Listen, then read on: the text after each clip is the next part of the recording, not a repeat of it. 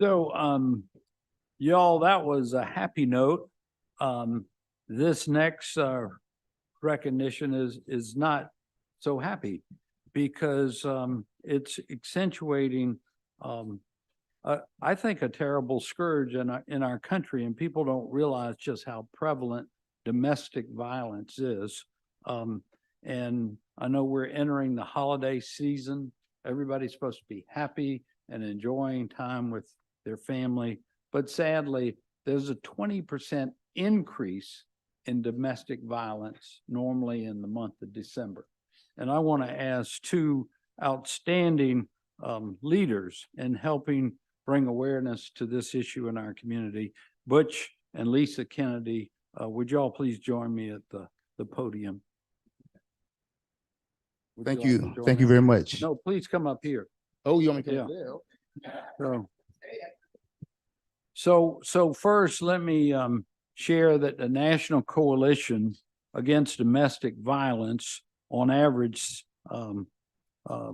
according to them, nearly 20 people, listen to this, per minute, 20 people per minute are physically abused by an intimate partner in the United States. 20 people per minute. More than 10 million women and men annually in this country. It's crazy. On a typical day, there are more than 20,000 phone calls placed to domestic violence hotlines nationwide, with the intimate partner violence accounting for 15% of those violent crimes. While most of us are spending the month gearing up for relaxing and the holiday traditions, this time of year, as I mentioned, sadly brings an increase in domestic violence. Every year, Butch and Lisa are so engaged through their nonprofits. They'll share just a couple of minutes with you about them. But one of the things they do every year is they have a hope walk across the Ravenel Bridge to raise awareness about domestic violence in our community.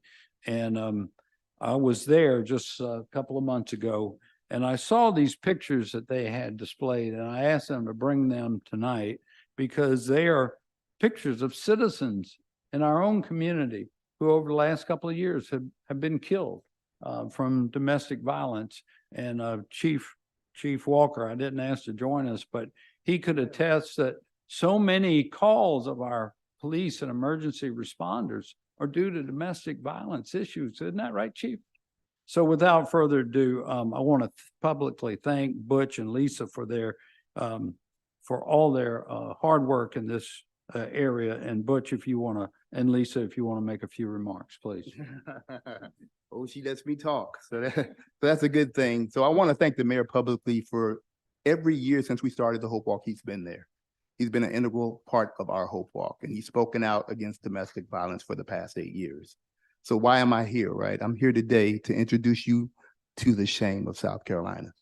I'm here today to show you what has been going on in our state behind closed doors, what we don't talk about at all. Because at the end of the day, I want you to be able to leave here today knowing, right? I don't want you to say no one told me or I didn't know, right? These are your neighbors. I'm going to leave these here for a couple of days because I want you to get a good look at them, but these are your neighbors. As I look at some of these pictures, one of the young lady's daughter, who was right here with us today, her daughter was murdered. And she's part of our Women in Action team, who goes all over the state and they talk about domestic violence. A lot of people ask, how does a man get involved in domestic violence, since men, are usually the perpetrators when it comes to domestic violence? I always say that's not really true. A lot of people don't know the whole story, the full story, even though every year in South Carolina, an average of 35 women are murdered in South Carolina over the past 25 years. Over the past 25 years, South Carolina has ranked in the top 10, 23 of those 25 years. Last year alone, 29 women were murdered. 7 men were murdered by the person that loved them the most, their significant other. I always say love never hurts, right? But when you talk to the mothers of these individuals who lost their loved ones, you know it does. And the mayor just mentioned how this time of the year is the most accurate time of the year, most effective time of the year when it comes to domestic violence. I say that domestic violence never takes a day off. Domestic violence happens every day. and it doesn't discriminate. Doesn't matter your age, doesn't matter your sex, doesn't matter your race. None of that really matters. So I'm asking you today to help me help them, right? So what does that mean, right? What does that mean? What am I actually asking you to do? I'm asking you to help us, the ones that are in the fight to end domestic violence in our community, galvanize and fight together. What we're looking for is a brick and mortar building where we can provide services for victims of domestic violence, where they can come to one place and one place only and receive all the services that they need. That would be a big, huge step in ending this violence in our community. And I just want to thank Mr. Walker for being here, because I would be remiss by not thanking the chief of police, because it started with Chief Mullen, Chief Reynolds. They have always been a part of the Hope Walk. This year was the first year that we missed them, right? And we missed Chief Reynolds from being here. He's been a strong proponent towards this fight as well, ending domestic violence. I want you guys to think about your families. I want you to think about your daughters. I want you to think about your community and think about the young women and men that are growing up today, and think about what they're going through in life each and every day. And sometimes we don't even know what they're going through every day. We can no longer remain silent about the #1 crime in our community. So I'm asking you once again to help me help them. Thank you very much.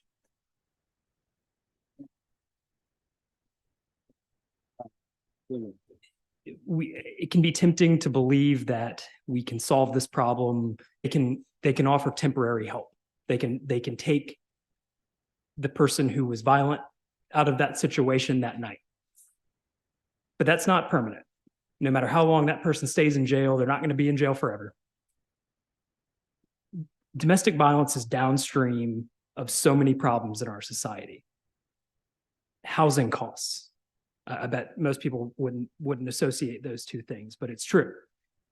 We could build a brick and mortar facility where we could centralize all the services for folks who are experiencing domestic violence, but it'd be the same problem as homelessness. There's nowhere permanent for those people to go.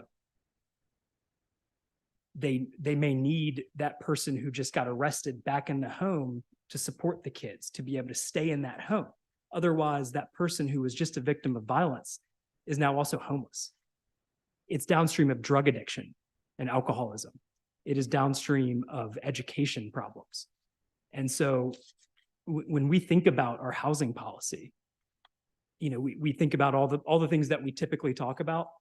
But if we want to have the biggest impact we can possibly have in making people's lives better who are experiencing this problem, abundant housing would be first and foremost in helping our police officers and the folks who are engaged in advocacy solve this problem.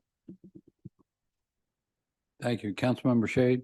Thank you, Mr. Mayor, and thank you for being here with us tonight. It wasn't that long ago, and I know you will remember this, that the General Assembly passed laws that made it more severe to abuse your animal than it was to abuse your loved one, your significant other. That was shameful. I mean, it really was. And it wasn't until that level of shame was brought out that the General Assembly started implementing and passing laws that really took into account the severity of the problem that Councilman Bowden is talking about. And, I've been on both sides of this issue representing victims, and I served as a municipal judge, and I saw this in Mount Pleasant very acutely, the problems that are associated.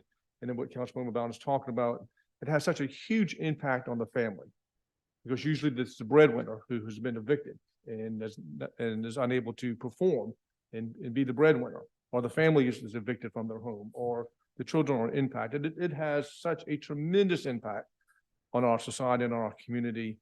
And while we have done a better job in Charleston, you don't have to go too far outside of the Charleston area to see still how acute the awareness problem is with this, and law enforcement problem and the societal issues are still very much rampant out there.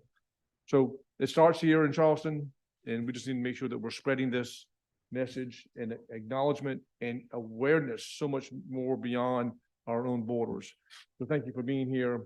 Thank you, Councilman Bowden, for your expression, which you said was right on point.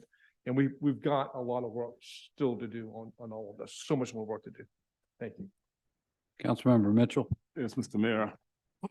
I know it's a huge problem. I know it firsthand in my family before with that same incident. But and I heard you, what you was talking about, even having a place that they can go to receive counseling services. And I know we are about to build this Hope Center that's going to account for homelessness. And probably with that Hope Center, we might can probably include something in there to try to assist some of the people coming there with that same information, getting services.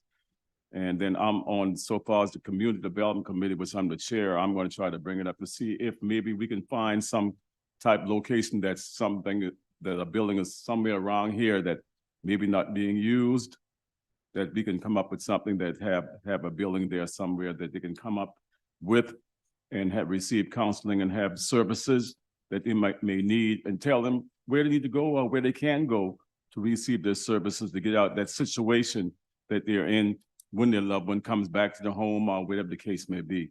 So I worked with that a lot when I was working at the United Way as under HUD, and I dealt a lot with the homelessness, and we had the when young ladies didn't have a place to go, there was only one shelter for them to go to that the males couldn't find where they was staying, if you may. But we need to do more because this is getting to be a big problem. And I think you'll hear it every day. So I'm going to work hard with that under the Community Development Program Committee and see what else we might can do to assist you and assist others, and assist our brothers and sisters in the community when they find themselves in that situation. Thank you. God bless. Well, thank you again, Butch and Lisa, for all your fine work, and we'll look forward to collaborate even further in the future. God bless. Yeah, We got it. you had them up on the table. If anybody would like a little flyer from Butch, he has them right here, and there's some more on the table. I think the prevalence of this issue is clear. I'm reminded of that old expression, and as Butch said, domestic violence can happen regardless of age, race, wealth, anything. If you see something, say something. If you see something, say something. And 20 times a minute in this country, it just blows your mind. So God bless you for your work. So next up, we have some public hearings. Actually, these matters are all related